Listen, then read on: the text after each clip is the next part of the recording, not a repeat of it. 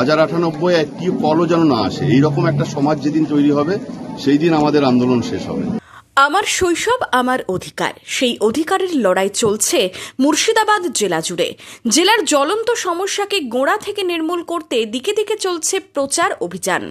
বাল্যবিবাহ কি, কেন তা প্রতিরোধ করা উচিত, শিক্ষক শিক্ষিকার কি কর্তব্য, পরিবারের কি কর্তব্য, পাড়াপড়শির বা কি কর্তব্য, সরাসরি জনগণের মাঝে গিয়ে বোঝানো হচ্ছে বারবার। এবার হাতিয়ার মাতৃভাষা।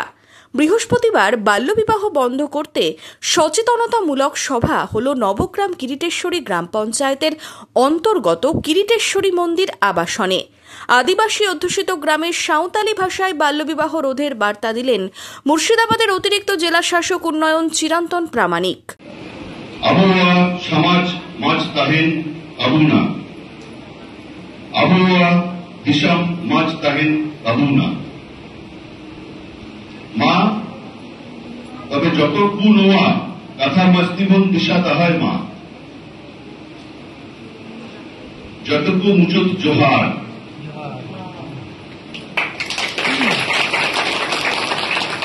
ভাষার আদান প্রদানের মাধ্যমে যোগাযোগকে নিবিড় করাই কি উদ্দেশ্য?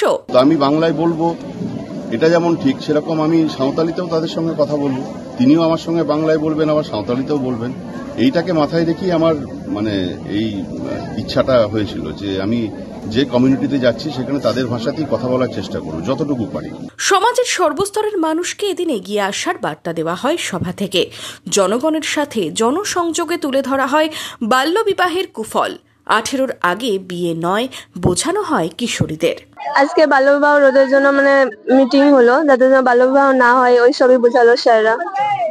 বললো পরিবারের প্রবলেম হতে পারে, বাল্যবিবাহ ছোটদের বিয়ে করলে ওরা অতটা চাপ নিতে পারে না, তারপরে অনেক কিছুই বোঝালো। জেলা প্রশাসনের দাবি বাল্যবিবাহ রোধে ধারাবাহিক প্রচারে মিলছে সাফল্য। Special report, imagine community media.